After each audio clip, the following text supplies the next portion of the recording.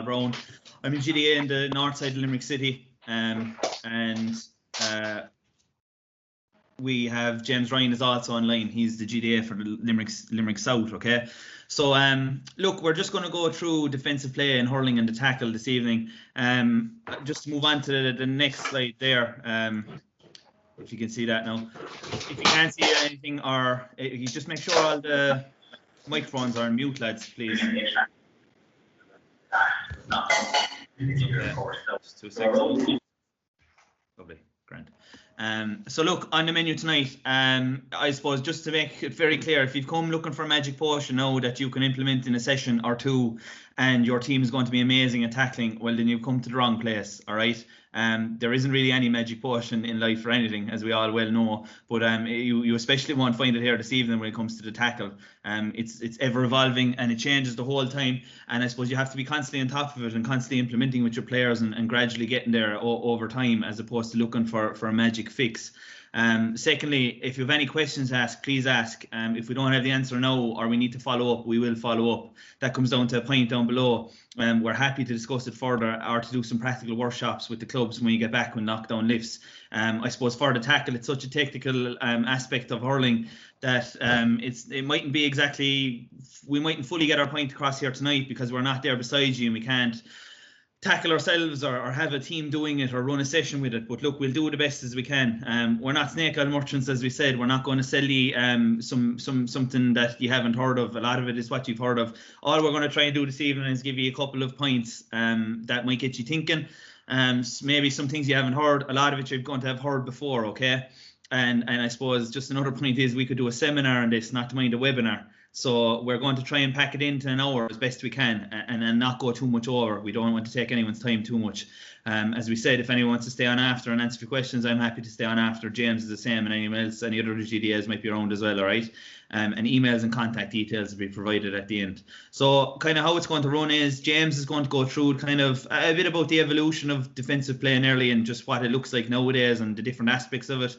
And then I suppose my kind of section of it then is going to be how might we look at putting that into a session, or what kind of things do we need to look at or think about. We only have an hour. We'll get through as much as we can and give you as much as we can. And if you have any questions, as we said, ask away. And I'll hand you over there to Jim Bob, and we might have a bit of conversation in between and come back and forward to each other. Try and keep it as interactive as we can. And if you have any questions, throw it in the chat box. We'll have a little pause in between. We have a couple of quotes from some of the hurlers at the moment in Limerick. They've given it to us, so we'll just when that comes up on screen, you'll have 2 or 3 minutes there to yourself just to get started, and if you have any questions, we might try and answer 1 or 2 questions in the chat box then at that stage as well. So James, if you want to take over there and move it on, that's perfect. Yeah, can you hear me all right there, Paul? Yeah, perfect, James. Lovely stuff. Okay guys, welcome to everyone. I'm going to kind of reiterate what Paul said there.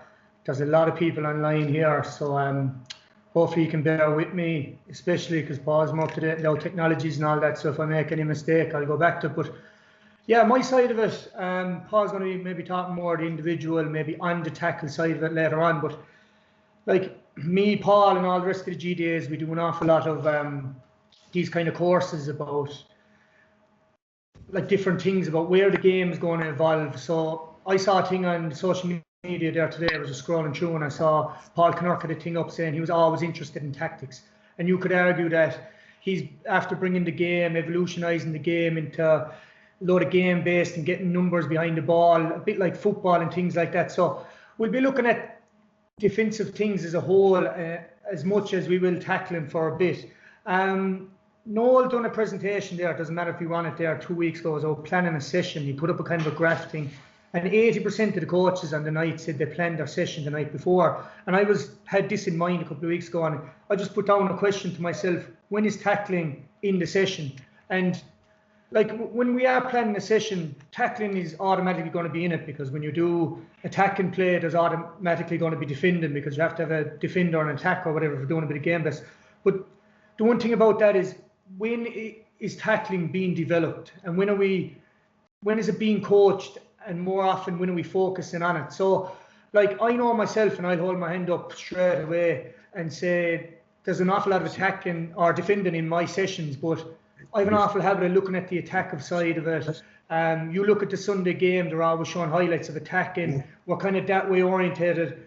And like a question I have there in a while even is, who watches the tackle count in a match, whether it be an under 14 match or something? And the answer is us as coaches. And spectators and all that aren't going to be watching tackle counts and all that. So it's up to us to get that focus into players all the time.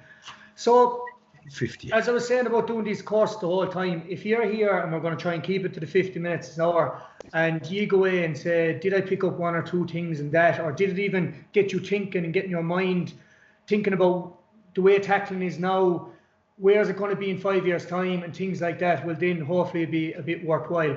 So I just put up the first list is the types of defending you can do, and I'm kind of slowly going to go through a few of them. So you've hooking, blocking, flicking, body tackle, spare hand we're going to talk about, and positioning.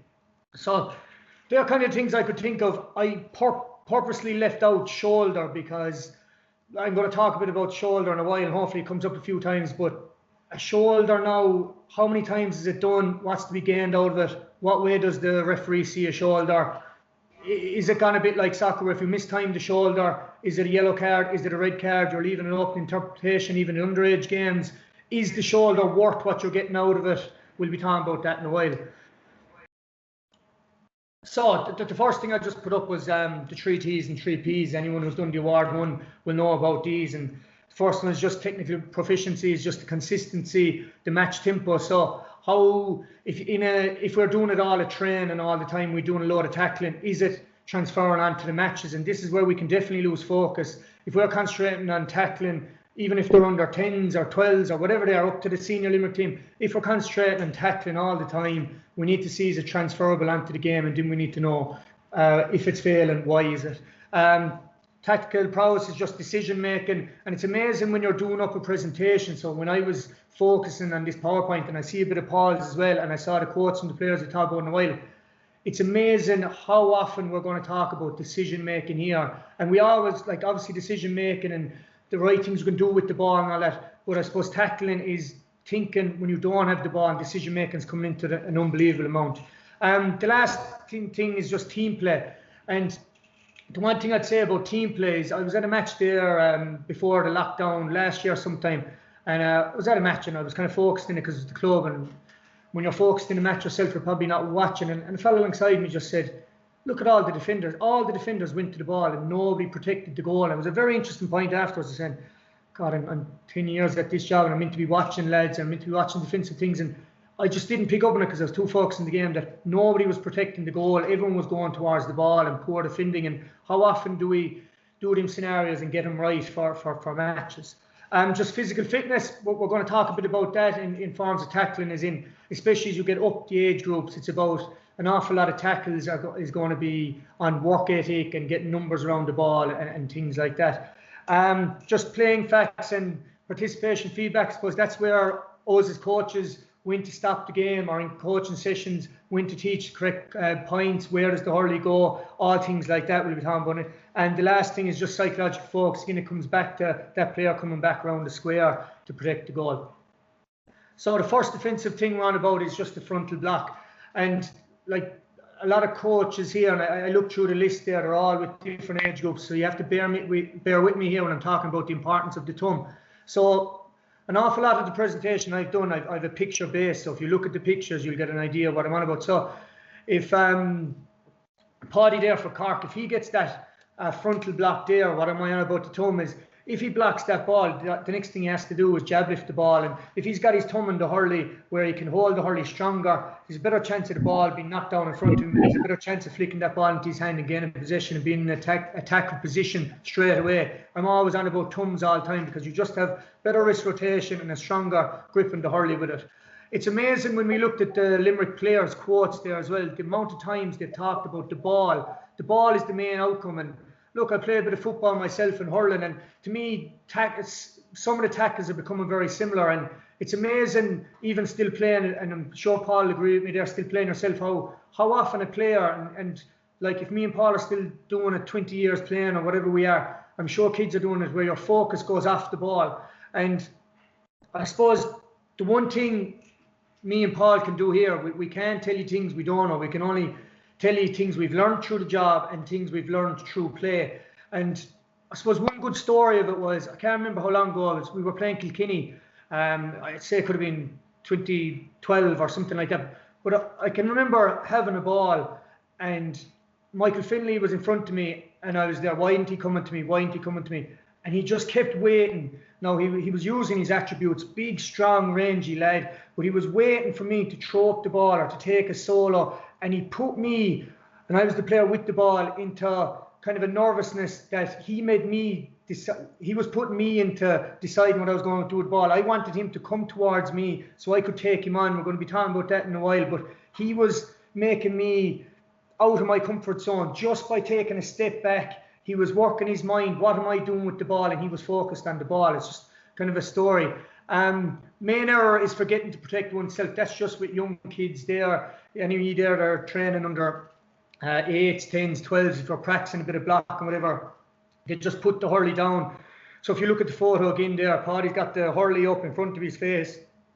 The one thing you have to do when you're hooking and blocking or whatever defensive thing, you have to protect yourself as well and just putting the hurley down, which I'm sure a lot of you know.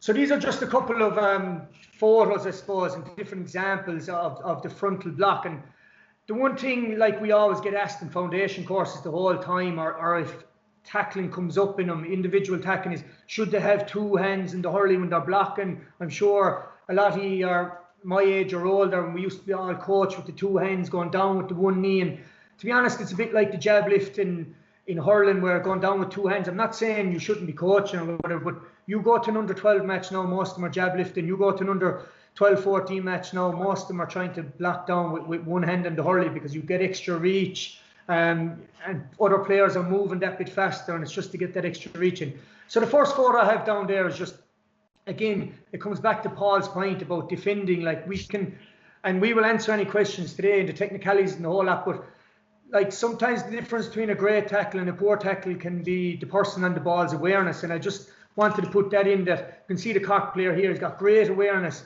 that the player is alongside him, and if he hits that ball, and just say he's cornerback, then he's trying to hit it as far as he can down the field, or even find a wing back. I think it's Niall Amar, the tip fella, is predicting where he's going to hit the ball. So great awareness there. The Cork player is just flicking along the ground to the wing back.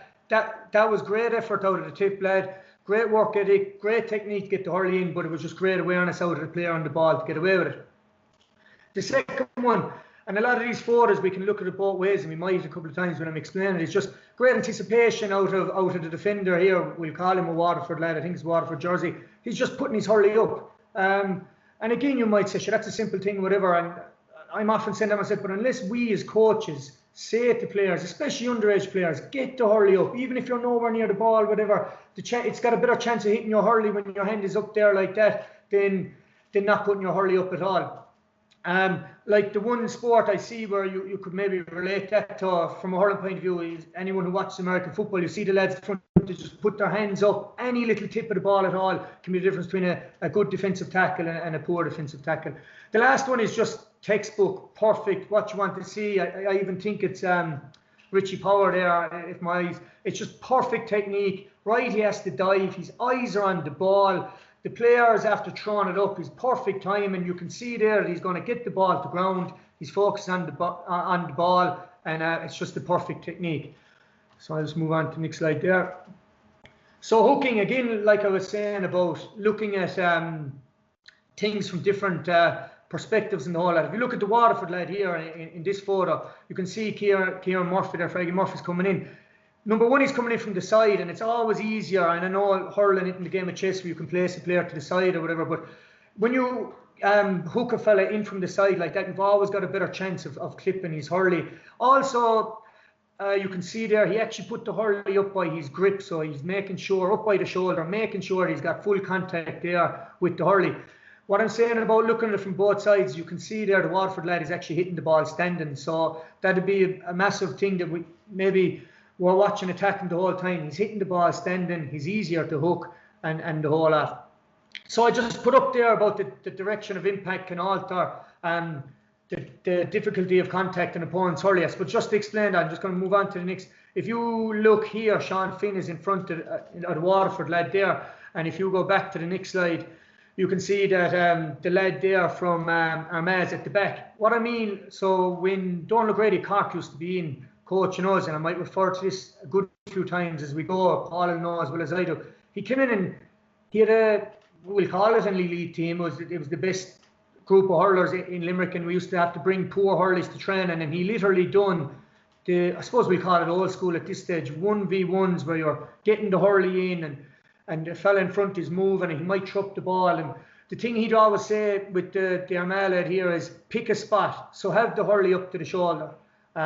He'd always say it in as well, and an awful habit, and I was even in the habit of myself, I don't know, was Paul or lads listening, I was always in the habit of putting the hurley in when I was trying to hook, but for some unknown reason, I don't know why, I used to bring the hurley up and around instead of leaving the hurley inside there. And you can see there, Cian Murphy there has the hurley perfectly left inside. We don't know if the Armagh lad, but he looks like he's got the hurley in a perfect spot. And what I mean by the second one is important to have a contact point.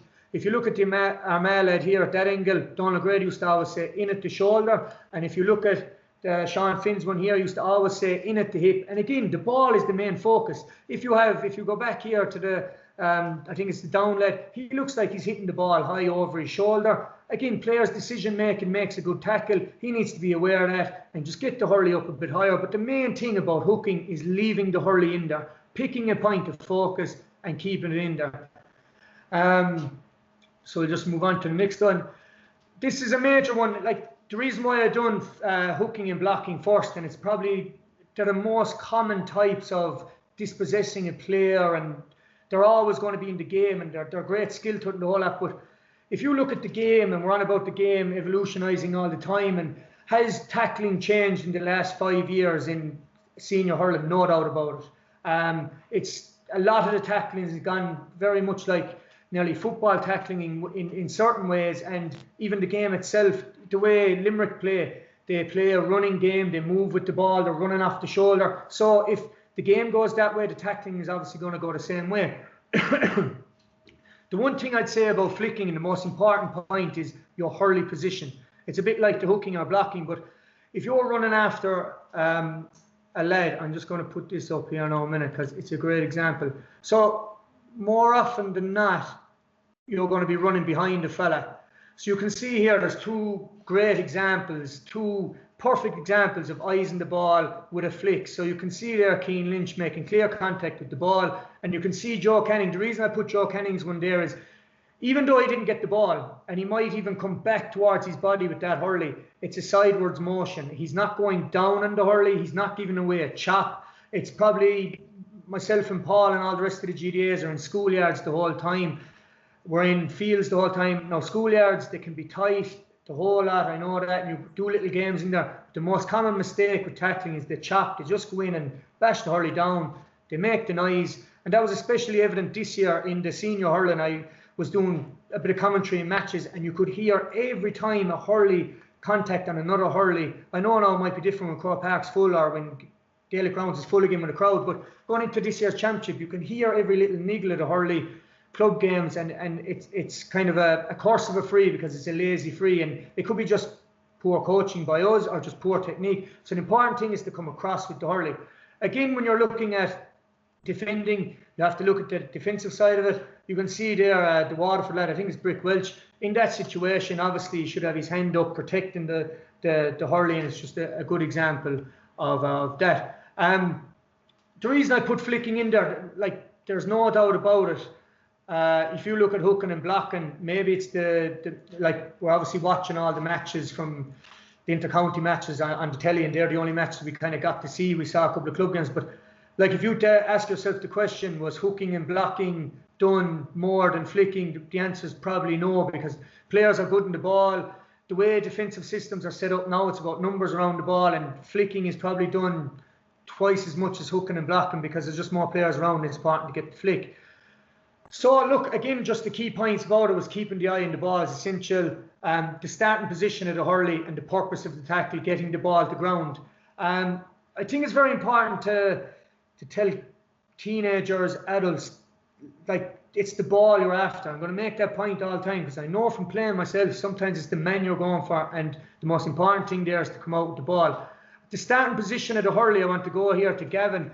One thing Donald O'Grady would have been always doing with us, and it was one point that I took, I thought it was a great point. I said, I'm going to use that, and finally tonight I get to use it, I suppose, was he gave us the concept of Gavin there running after Brick Welch. How often do you see a player running with both hands swinging, and they're trying to build momentum and get alongside the man, but you can see Gavin there, the way his hurley is up, but not only is it up, it's actually back while he's running, right? It's back, so the very minute Brick Welch throws up that ball, he only has to do half the movement. He can get that flick in an awful lot quicker. I even do it myself. I'm still playing matches myself, and I'd be kicking myself, running after a fella. Maybe it's because we're not being coached enough, whatever. Have the hurley. You can run just as well with the hurley up like that, ready to get a flick in. Does it work? Absolutely. If you start putting that into your sessions, just even that coaching point, it's all about just making the point. It'll click with one or two fellas. If one or two fellas will do it, it's a mirror image. Other lads will start copping on. It's a bit like the Michael Finley story there. Win to make the tackle. You don't belong learning as a player for taking it in.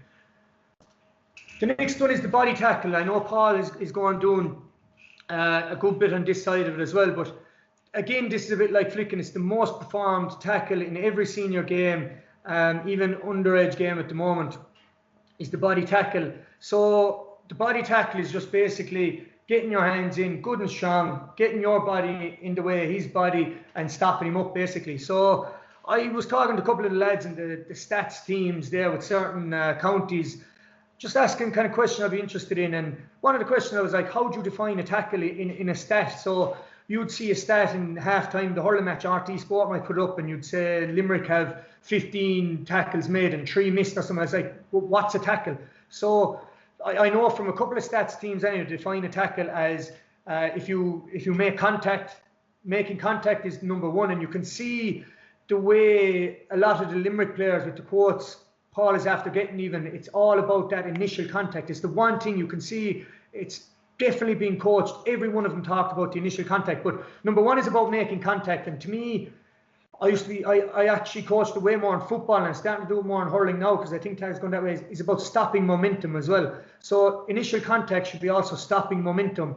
And the other thing, I suppose, is if you can turn a player. So if you think of a player running towards the goal, if you can stop his momentum and turn him around where he's to make a different decision the ball, or he doesn't have a clear shooting chance, well, that's what they define as a tackle. Again, the points there is just if performed correctly, it can regain possession with a free, and it can motivate players around you. So it's probably the reason why I put in the motivate. If you look at any match there now, even underage matches, when 2 or 3 fellas are around a lad and they get a tackle or he gets caught for over carrying, there's serious psychological momentum with the other team. There's a small bit of a G up going around when that tackle comes in, and it's happening more and more all the time. Just going on to this tackle here. And it comes on to my point. I remember doing a session with the Limerick under 20 hurlers last year, and we were just doing a simple 1v1 or 2v2. It was just simple. So if I can explain this right, the man with the ball, just say it's 2v2 and we the goalie. The man with the ball runs around the cone, around the 21. The other attacker without the ball doesn't have to go around the cone, and 2 defenders go out. So it's just a 2v2 situation. Again, it comes back to my first point about like defending being developed, being coached, is it being focused on. So the first couple of times 2 players went out. One lad would go to the fella around the cone, the other lad, anyone here into football has done a lot in that as well. But like these were under 20 hurlers, so the way the whole thing is gone now is these are going to be your next lads to step up to play elite senior hurling. And the same night we were training, and Paul is down the other end doing tackling as well, but until I made the point, or one of the lads around me made the point of a couple of defensive points, they were just shadow tackling. And that's my point about when you're planning your session, when you're doing defending, you might say, oh, there's a tackling in it, so there's automatically defending. I do it myself, I'll hold my hand up. But unless you focus in on the tackle, unless you make a couple of coaching points towards it, like I remember the same night, the biggest problem was when the person was going around the cone, I was trying to get the defenders into the habit of how many catches did he have with the ball? How many steps has he taken? When are you going to cut the yard? When do you make the contact, stop his momentum? And until you started making them points, they were just shadow tackling. So if an elite under 20 team are doing that, I'm sure that it's happening in an awful lot of club training. I've done it myself. You've been at training there. If a coach doesn't tune in or give some bit of advice to the team or individual tackling about get your hands up good and strong, you're just going to wave your hands and let him off. The one thing, the reason why I'm on about the hands there is you all are there in this tackle. It's very hard to tell with a photo, obviously, but we can see the scenario anyway. If you Lawler gets his hands out there very quick, if he gets his hands out of the tackle, it's a brilliant tackle. But if he leaves his hands in there like that, any referee, I'm sure there's one or two things, it's a free all day long. So John McGrath there, if you Lawler gets his hands up good and quick, John McGrath there is deemed as barging. But if you Lawler leaves his hands in there, he's seen as being pulled down. And I know it's a split-second decision or whatever it is, but he needs to get his hands out of that tackle. And we'll be talking about that in a minute with the spare hand as well. But it's all about where your hands are in the tackle. This is just one thing about, again, back to Paul's point about we can coach it, we can do whatever, but there's no doubt about it. Players' movements, their agility, balance, coordination is improving. There's more work being done at an underage, the whole lot. And the point I'm making about that in terms of tackling is when a body tackle is timed incorrectly, and Paul will be talking about how to get the feet and all that right in a while, is the player on the ball can easily evade. And even if you do everything right, if you look at somebody like Peter Casey, whatever, the reason why he's so hard to defend against is because his feet are so good and he can turn the sixpence, and it's hard to line him up and get your body in line with his body.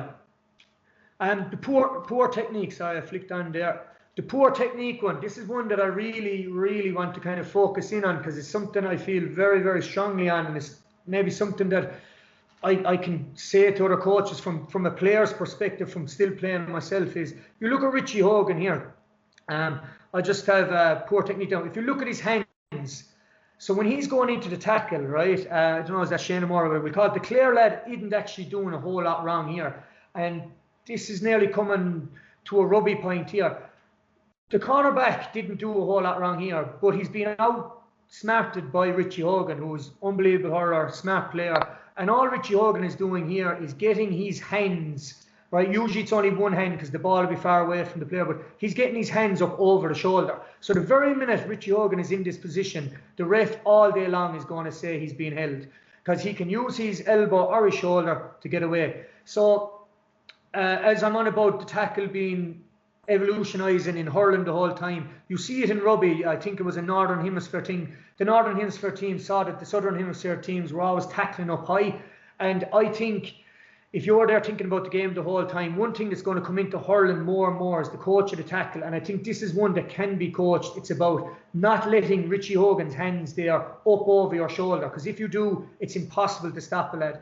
Even if it's Peter Casey on Dermot Burns or whatever, he can use his hurley hand, knock his hand away, and he's gone. It's about getting your hands up over their hands. It's the one point. If you go away and take away the point and watch matches, watch the inter-county hurling this year, watch underage games, watch the best player on the field when he's, I suppose, riding the tackle, they call it in commentary, and that he's using his hurley hand. And often, like obviously in football, you keep the ball away so you can switch hands, but often that the hand that Richie Hogan's using to hold the sliotar, he can do the same on the other side. If he's coming at the other side of him, he can use the sliotar, hold the sliotar, use his elbow to knock him away and get over it. So the one thing I would say, and the presentation tonight is about the tackling the hurling, watch the use of hands of both the defender and the attacker when they're in contact. I think a great person to watch for this obvious point is Dermot Burns, because he's 6'5" or 6", whatever. If you ever look at Dermot Burns coming out with the ball in his hands and there's somebody coming tackling him, he's just get his elbows up high and he'll automatically get him over. So they've only two options, either to let him pass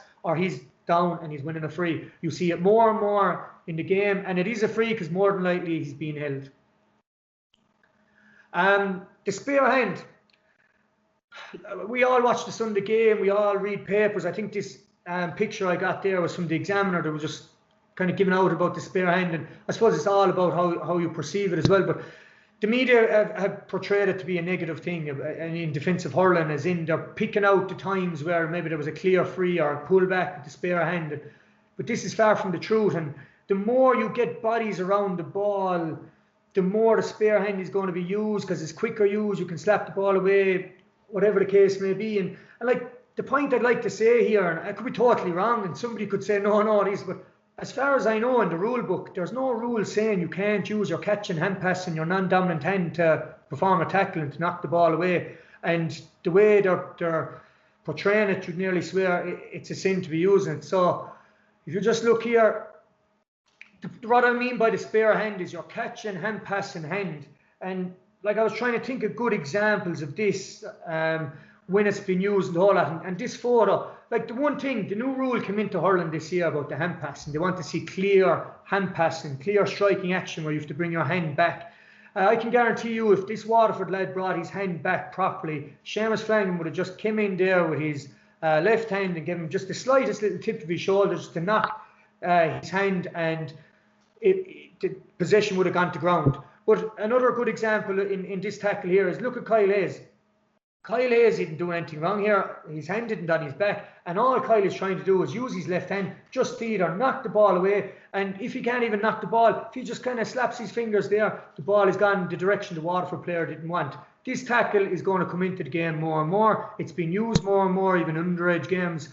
The first person I ever remember using the spare hand as a tackling point of view was Andrew Shaughnessy. I think there's even clips of it, but when he was playing Harty Cup hurling, I remember cornerbacks used to be rising the ball, and he used to just take, on the off chance, he used to just slip in his hand. He used to actually try and catch the ball. He'd done it a couple of times.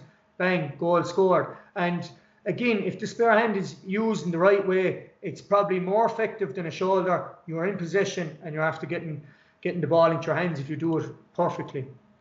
Again, here's just two more examples of it. I suppose the first one is just, I just put it in as an obvious example of what we see maybe in the media, whatever, a straight pullback. Sometimes players can get away with it. I know that's a very obvious one. But the second one I've just put down, because if you see there, I think it's a Bruff lad, Brownie, is it? But anyway, if you see there, now, this, again, it's hard to tell with a photo, but the lad in the white helmet with the Gareth Band jersey on, if he leaves his hand there, obviously, it's a free. But there is no way this Bruff lad should be getting his hand on this ball, because in both sides, if both lads are knocking that ball away or just using their elbow or whatever, it's very hard for that Bruff lad to get the ball in the hand. It's all about numbers around the ball, and that's the way the game has gone. Again, I know Paul's going to be talking about individual tackling and things like that, but I wanted to put in positioning as a defensive method, and I suppose just to stop up and tell another kind of bit of a story, because lads might be getting bored now at this stage, is the Galway game. The Galway game this year, not many might have been at it. I was looking up through the commentary on it. Something very interesting was done in that game. I never saw it before anyway. Galway set up with a sweeper. They played Pádraig Mannion wing back, and for every puck out, he just stayed on one side of the field. Just the way I'd never seen before. So basically, it was making Nicky Quaid either hit the ball out. It was basically making him hit the ball out one side of the field. So another example of that is what I was on about a while ago about protecting the square. Remember Cork against Clare a couple of years ago, and the Clare lad ran straight down the middle of the field, right? And I don't know, was it Ellis or whatever, centre back, that he could have been just dragged out, but if you look at maybe Declan Hannon or something, and maybe he might be playing sweeper, positioning is as important in defending as the one-on-one tackle, hook and block, where if you watch Declan Hannon more, it's his positioning that makes him a great defender and getting the tackles in, because he's using his head more so than whatever else. So reading the game is a massive part of it. Even, again, how often do we show players this from a under 15, 16 minor session? That's why sometimes it's great to, at times, if you can plan, when you're planning your session, if you're doing a 2-on-2 or 3v3 drill, where you can have maybe 6 or 8 players watching that, you can explain to them, or you can coach them while the 3-on-3 are inside there, because they can see what you're talking about. Just, again, decision making, I hope I'm getting the point across with a couple of things I'm making. The Michael Finlay story about him putting me into thought with the ball. That, like, I'm showing this photo here with Johan, I think it comes up again in a while. Like, even if you're coaching an under 15, 16 thing, we were doing trials for the under 20s this year. And I remember we were in UL one day, and there was this lad, good hurling or whatever, and he was so eager just to come in with this big shoulder, and like he got one, and the next time the centre forward kind of slipped him, but he was within a second of doing what Richie Hogan done here, and I was trying to explain to him if you catch him there in the jaw, what was to be gained out of it? Because you could have got a red card and we could be down a man. So like the point I'm making about getting our players into being good decision makers, like when a player is tackling, like as coaches or sometimes in the we think he's just tackling, whereas he can still be, his thought process can still be thinking in the tackle. When Richie Hogan had Carl Barrett up by the sideline here, even if he did shoulder him, the best he was going to get was a sideline ball. The effects, now I know, look, it's a split second thing, it's an All-Ireland final, and I know all that, but it's all about getting our players, whether they have the ball or don't have the ball, into being good decision makers all the time. I'm nearly done here, guys. It's just great example of the frontal block, and this is what I'm on about, and what Paul's on about at the start about the tackle and things like that. Is this is a great example of a frontal block. But what people, and it's kind of a moment that everyone will kind of remember, right? But what people often forget when you're looking at this photo, if people can remember the clip in real time, look at the pressure Dan Morrissey's putting in behind him. I actually have the photo here. I think it's... So if you look at Dan Morrissey there from behind, he nearly gets in the hook. Seamus Harnedy probably was a bit too quick for him, but Seamus, I have no doubt about it, Seamus Harnedy is aware that Dan Morrissey's behind him. Also, the reason why Nicky Quaid was able to get that block in as well is Seamus Harnedy can see, I'm on about protecting the square. Look at the amount of people he has to get the ball through there. Don't tell me Dermot Byrne, Sean Finn and Mike Casey aren't putting him off the shot there, or he hasn't got one eye on them. So often, and we see it in hurling and football, often the person that made the great tackle is getting all the praise, whatever. But I'm sure Nicky wouldn't be afraid to praise the four lads that are around him there for making Seamus Harnedy into making that decision on the ball.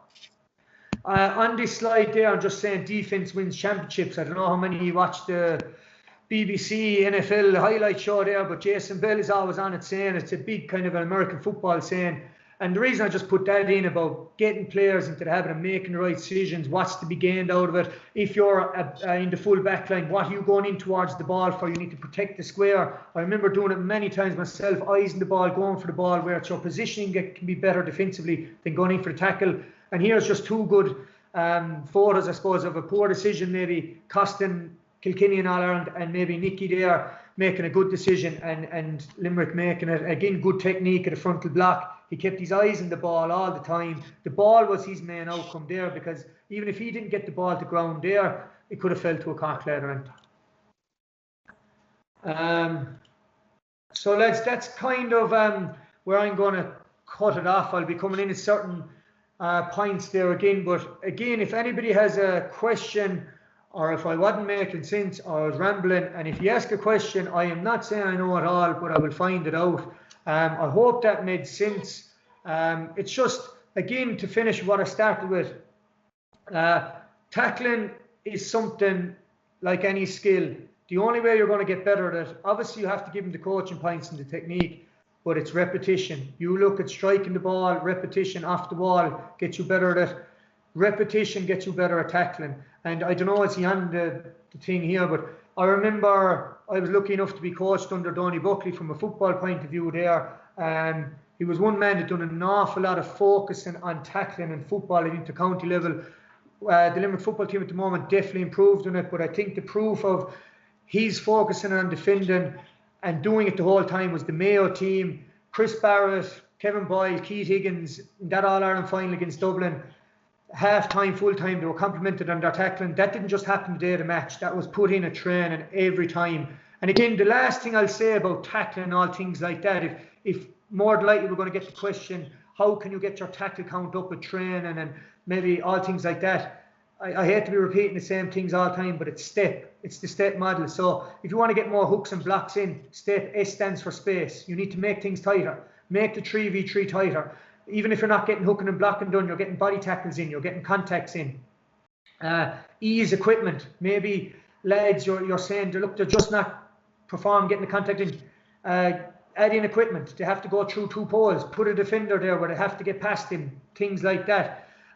T is just for type of changing up the task. Again, focus on it, right, lads? This game we're going to try and focus on how many hooks, how many blocks we get in, things like that. The last thing is just players. If the square is too big and you have a 3v3, put in a 5v5. Be thinking on your feet. We all set up things that are wrong, but just think step and you can bring it back. So, lads, that's my kind of side of it done. I'm going to hand you back over to Paul. I think we're taking a break for a while. But again, if there's any questions or anything, please don't be afraid to ask.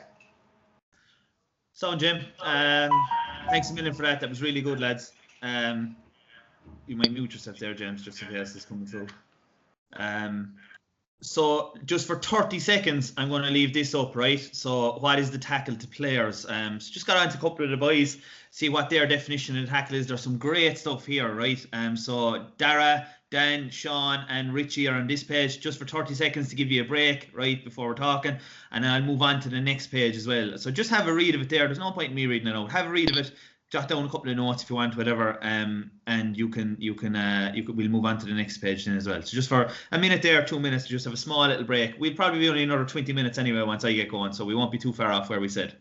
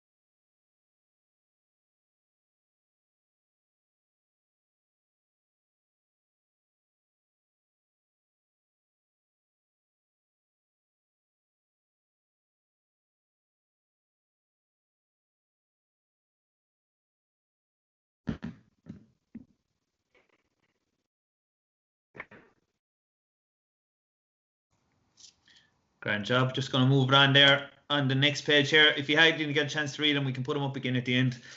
Tom Morrissey, Keane Lynch, Garrod, Barry and Kyle Hales have a few quotes here. So just have a read of those as well, just for another 30-40 seconds there.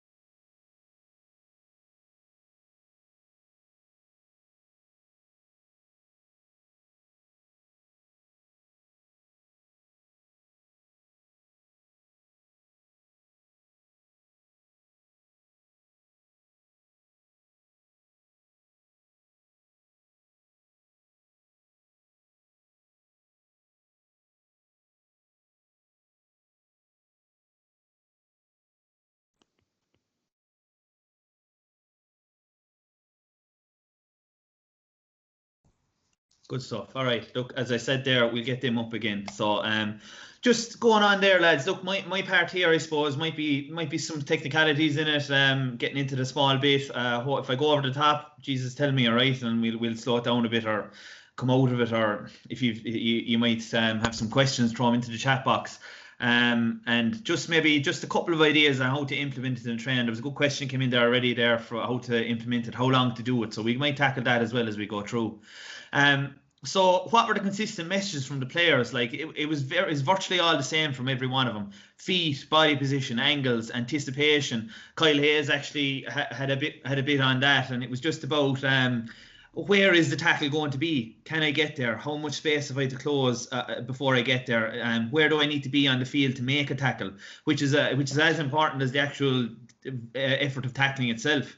Okay, first contact, that was nearly mentioned by all of them there. Break momentum, right, that was mentioned as well. Measured and calculated was a huge point there.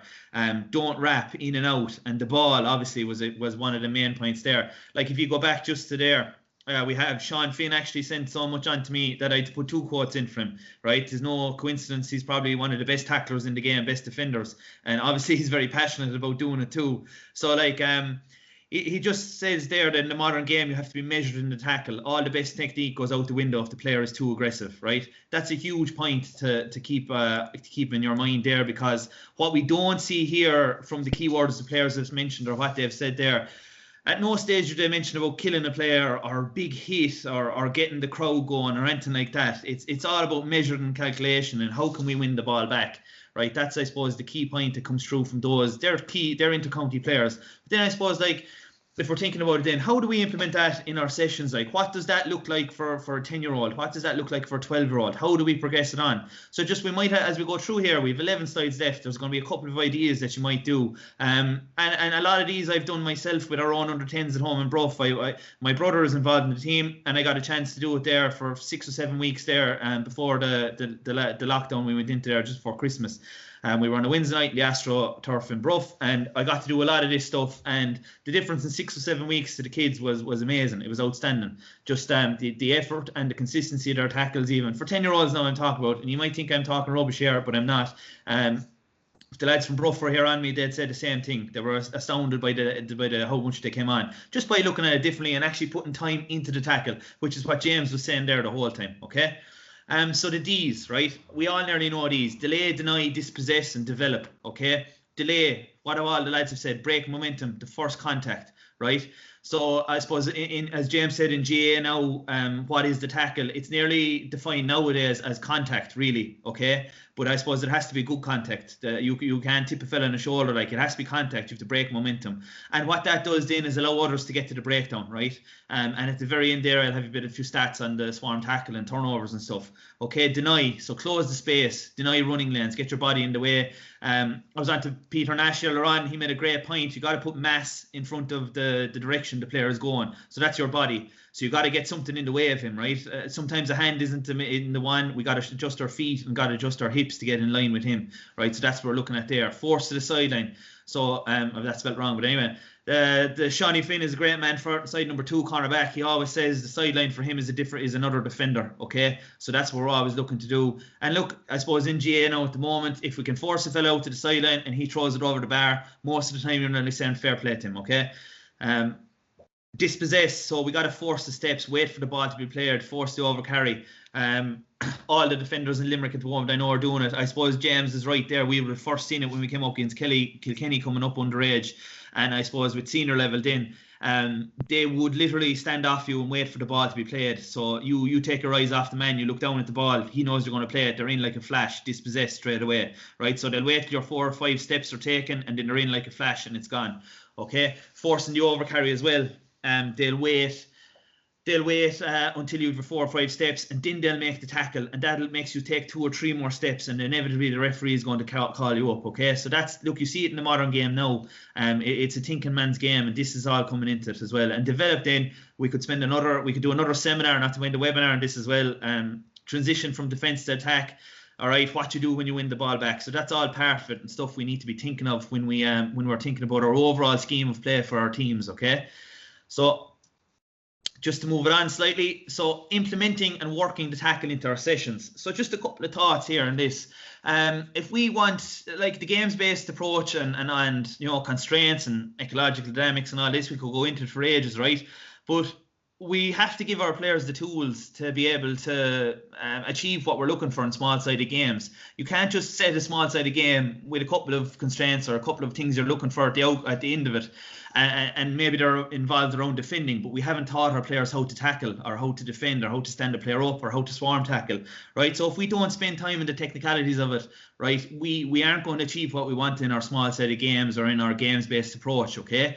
So have you equipped your players to do it? So if you haven't, you need to think about it, right? So you should have your principles of play for what you want to implement in a session, and then your technical side should come into it after that. So if I want to work on defending in a session and I want to build it into a small side of games, I'm going to have to give some time to the technical elements of defending, right? So giving players the time to work on getting the contact in the chest, giving them scenarios where they have to move their feet and work their feet, and doing 2-on-2s, 1-on-1s and stuff, And so it's just, I suppose, another point in, and it leads kind of into what I've said there, is building capacity. So just a quote there on physical capacity: embodying concepts such as strength, range of motion, stamina and balance is a key pathway through which individuals maintain their ability to carry out activities, right? So I have underneath there farmers, builders, boxers, road runners. So they were just the ones that jumped to mind to me, right?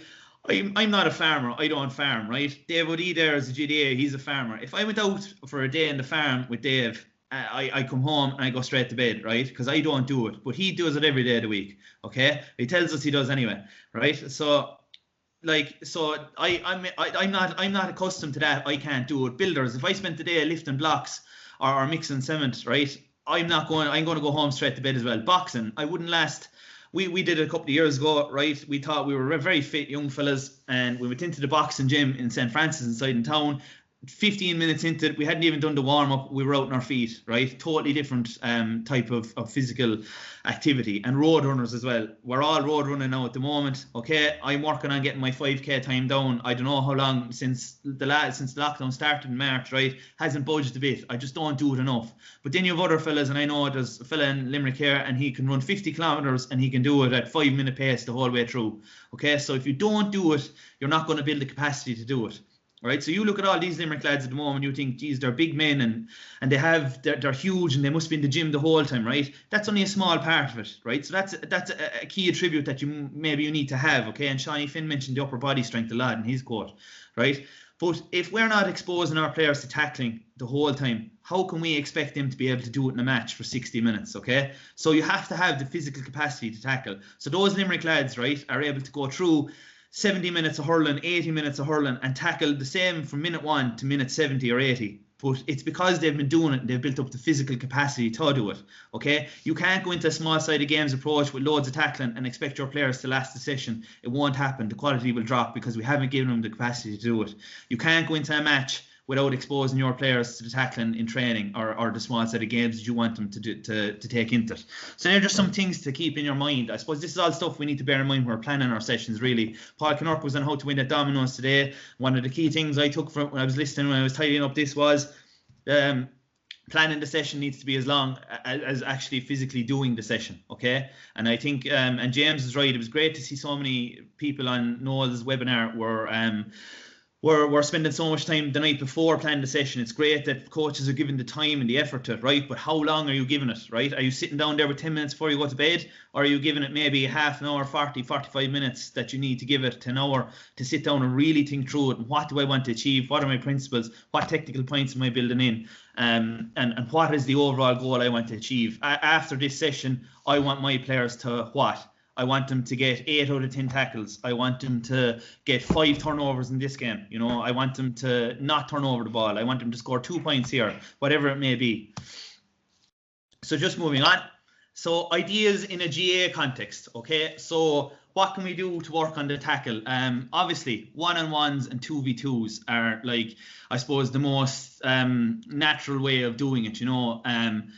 Regardless of what age we are, no, this covers, lads, when I'm talking to you here, this covers from 6, 8, like, obviously we're working on our skills, but once we want to start introducing a bit of physicality, maybe 10s, 12s, 14s, 16s, up to adult level, unless we actually get them doing it in the session, right, we are not going to improve with it. Now, what does it look like for a 10-year-old as opposed to an 18-year-old? Obviously, an 18-year-old is bigger, more physically able to take the hits and last through a session, so we're looking for more physicality there. What are we looking at for a 10-year-old? Maybe we're looking at working their feet. Maybe we take out the contact out of it. Maybe we have very minimal contact, you know. So it just, you have to think about what age you have and what you want to achieve as you go through. So a small area, 7 by 12, 7 deep, 12 wide, right? What are we working on there for in a 2v2? Working on a bit of space, working on a bit of lateral movement. 10v10 square, 10 by 10. Obviously, that's a big enough area now to be in. Maybe that's 2v2. If it's 1v1, maybe it's 5v5 in a box, and we're literally going 1-on-1 inside there, working on the tackle with a couple of fellas on the outside to feed the ball to. Maybe we have 3 balls on the outside with a 4th man who doesn't have one, and we work it that way with 2 in the middle, so we have 6 in a group. Maybe we have just 2 lads on the outside and 1v1 in the middle, holding on to the ball, just staying in there for 30 seconds and literally just hitting and tackling as hard as we can for 30 seconds. Get out, get your break, let 2 more in. Okay? And then obviously 1v1, if we want to go real combative with it, 3 by 3 square, and literally let's get some contact, let's push our players out of the square, okay? So if we don't do contact in a training session, how can we expect it to come into the match? So that's what James was saying earlier. We really need to work on that capacity and introducing it to the games. So as I said there, So the desired outcome may be for time. Another option there is to put some entry gates in it. Obviously, that gives a set kind of a narrowed area to get through. So that's going to inevitably bring contact with it, and keep coming up with unique ways to create and change and diversify. And I suppose that to create diversity, that comes into my next point here, which we're going to move on to now. So just bear with me. You might think we're mad. James has mentioned it a few times. I've taken a huge amount in the last couple of months and thinking about it and looking to other sports. So if we're looking at GAA and the tackle at the moment, I was thinking about it today, and I was thinking in the 90s it was all about moving the ball quick, and we created really skillful fast hurlers, ground hurling, striking overhead, okay? You know, everything was going fast, right? In the 2000s then we had the work rate came into it with the Kilkennys and the Corks and the movement and, you know, literally being so fit and all that. And then next time we kind of went through a bit of a period there where it was all about scores.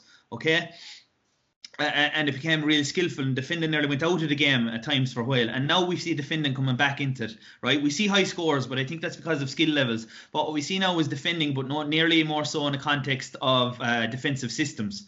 All right, so literature or information currently on the tackle and the defensive play in the GAA is limited. Most of it's been created in the last 2 to 3 years when we've seen this kind of coming through. As I'm looking at today, I actually took a couple of things out of Castleknock, have a great little file there on the tackle. I was looking at that earlier today. Loads of clubs have really good stuff done, right? But it's nearly everyone's thinking about you're using your own experiences, or you're putting stuff together yourself. Okay, so what do we do in training? What have we been exposed to ourselves, obviously? What have we seen in inter-county sessions and warm-ups? Okay, what have we seen other coaches doing? So can we come up with new and innovative ideas ourselves? So just to move on now.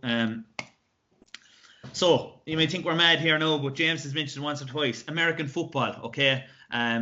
Obviously, offensive linemen, okay, the men who protect the man. So the key concept of an offensive lineman, obviously from an attacking point of view, he creates holes for the running back, right? But from a defensive point of view, the lineman keeps the play away from the quarterback to allow him to be successful in what he's trying to achieve in the field, which is to get plays off, right? So to be successful, an offensive lineman needs to have these 5 characteristics: intelligence, toughness, work ethic, good character, and athletic ability. If you were trying to name a good hurler tomorrow, he'd have all of those, okay? The offensive line dictates how well a QB can play on every single down, okay? And that's obviously, they protect the man, they get him to get the ball off. So just a small little point. You mightn't even pay attention to these fellas when you're watching American football. I love watching it, big into it, right? You mightn't even pay attention to it. But there's a man there, David Bakhtiari. He signed a 4-year contract for $92 million this year. So obviously there's a huge emphasis put on these fellas from an American football point of view, okay? $92 million. I think he's coming out with 14 point something a year, okay? Or more than that. It's a huge number anyway, with bonuses and everything included. So they're putting a huge emphasis on these players. So what can we take from them, okay? So the similarities between being a lineman in American football and the tackle in the GAA at the moment, okay?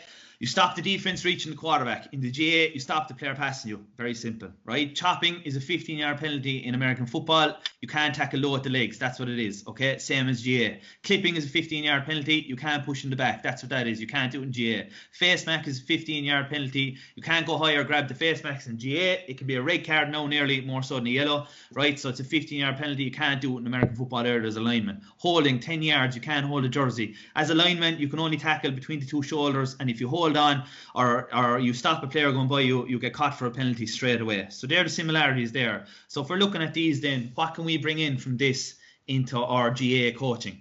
So I'll try and share some content there. James, you might come in here and tell me if this doesn't come up or it doesn't play correctly. All right, so I'm just going to play this so you can let it go through. So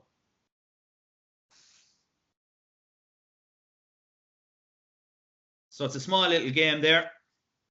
No, Paul, no. Not up, no? No, it's coming up there now, yeah. Yeah, perfect. All right. So it's a small little game there, okay? So just go back in. It's all right, James. I have clips of it.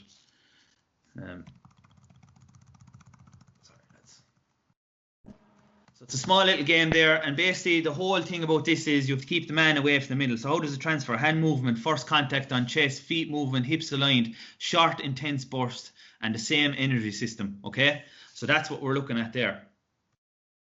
So how would I do this in training? Okay, so bear with me here. So I've done this with 10-year-olds now at the moment. So if we can imagine this now, obviously if we were at a practical session here, it'd be much easier to do 5 to 10 minute block at the start of training without hurleys to start. That's how we introduced it. Okay, 4 cones in a diamond shape, 2 steps between each cone. Okay, so that's a small enough space. 1 player was inside and 1 player was outside. We were in pairs. The player on the inside tucked their bib into their shorts. Okay, so they were standing in the middle facing the player with a bib tucked into the back of their shorts. So at the start there was no contact and you cannot enter the cones area. Okay, so the man inside had to work on lateral feet, keep his hips lined up, and don't show his back to the player on the outside.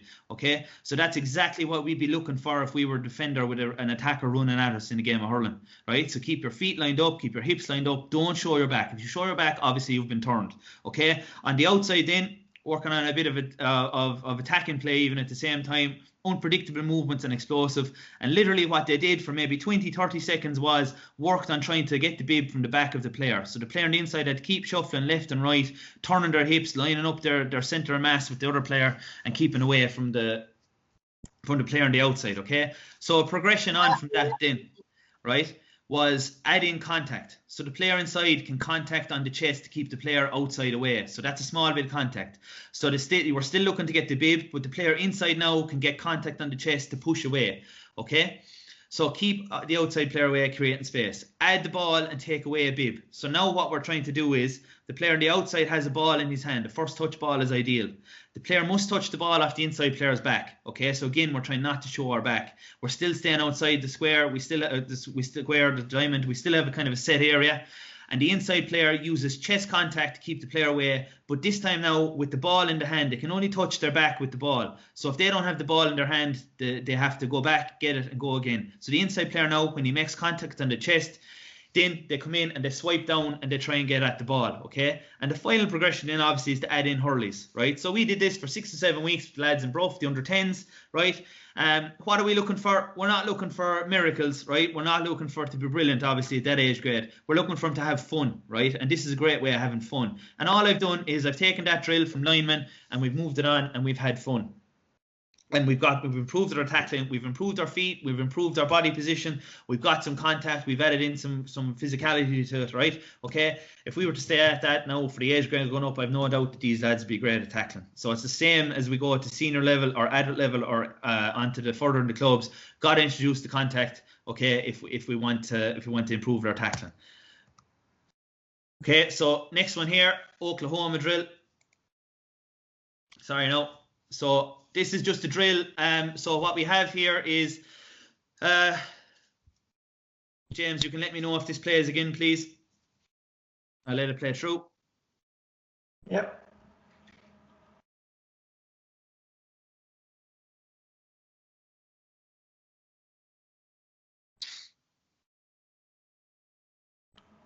It's not loading there, Paul. All right, Grant. Killer. Anyway, so the whole concept of an Oklahoma drill is the 1 player versus 2 effectively. Now, we're not going to be doing what American football players are looking at. We don't want to do that. Obviously, it's a different outcome we're looking for in the game. But what we can do is we can introduce to get a 1v2 and a bit of overloads when we're coaching the tackle, right? So we have 2v1. Players A and B are 2 on the 2, and players C is in the 1 in a square 5x5 size. All right, so one group of 2 has the ball, A with the ball and B without, okay?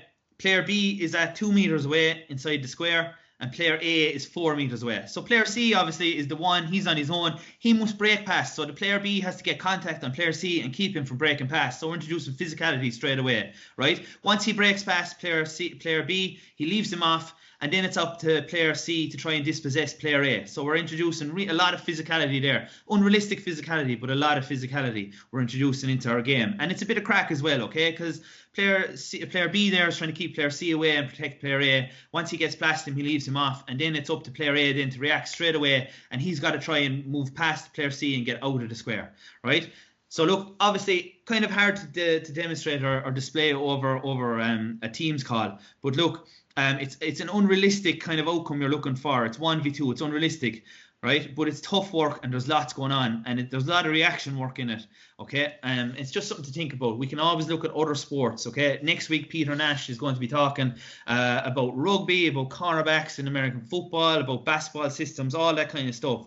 So if there's nothing or no literature really in the GAA, we got to look outside to places that have been doing it for years and years and years and look at what we can take from them. Now, I haven't even gone into the hand tackles that linemen do, which is incredible work and so powerful and so effective would be in the tackle for GAA, right? So that's work for another evening. So I suppose just to move on, lastly, encourage work rate and the swarm tackle. You got to build it into sessions if you want to achieve it, right? So just some stats: one tackler, you've 1 out of 6 chance of getting turnover in the ball. 2 tacklers, 50-50. This is from a lot of data now, lads, I got from lads. So 3 tacklers, 8 out of 10, and 4 tacklers, you'll 100% turn it over. So look, that's what we're trying to do and create the swarm tackle. We want to introduce work rate to our sessions. We want to get tackles into our sessions if we want to achieve it on the field. What you do on the pitch must come back to your overall principles. So these must overact your session, and the technical must be built in then after. So what do I want to do? Put 2 things on a page. In this session, I want to achieve, and my defensive principles will say, I want to achieve zonal marking. We work on zonal marking or man marking, right? Okay, or we work on rule of 5 maybe, or something like that, or keeping our defense set, or transitioning the ball out, right? So they're your overall principles that you want to work on, okay? And then we move on and we put in the technical then after that. So what you do in the pace must come back to your overall principles. Very simple. What are your overall thoughts in your defensive system? Have you got a system? Do you want your players to stay zonal? Do you want a man marking? Are you playing a sweeper? Have you deep line half forward line? Have you deep line midfielders? Do you have a roaming centre forward? All these things come into what you want to achieve from your defensive system, and we'll come in then to how many tackles you're getting in a game. If you're man marking, obviously we should have loads of contacts. If you're zonal, maybe you have less. If you sweeper, you want your other 6 backs marking and getting loads of contact, okay? You've one less fella for tackling. He's a sweeper. Deep line, half forward line then, and midfielders and Roman centre forwards, obviously it comes into the last point there where our forwards must tackle more, okay? So that's the big point we got to get through there. So look, lads, that's the end. There's an awful lot in that, okay? A huge amount in that, and we could delve into that, and we could have so many areas there we could look at and go into with so much more detail. We're kind of giving you a brief kind of overview there, and hopefully you've taken something from it, or maybe there's more questions, or provoked a bit of thought, or even something. Maybe you go in and look at some lineman drills in American football tonight. I don't hesitate to say there's actually thousands of hours of it out there, and I think just by having a look and having an open mind, you can take an awful lot from other sports. Okay. So look, there's our emails, Limerick Coaching and Games, and social media. So get in touch with us if you have any questions, and I'll stay online there definitely for the next while if anyone has any questions, or if you want to drop me an email after, I will come back to you. We will come back to you. All right, eventually. We're busy. Pat Madden's probably online there. He's waiting for videos off me. I will send them to Pat. Don't worry, they'll come. Okay. So thanks a million, lads. And hopefully you took something from that. And if you've anything there you want to fire into the chat box, fire away.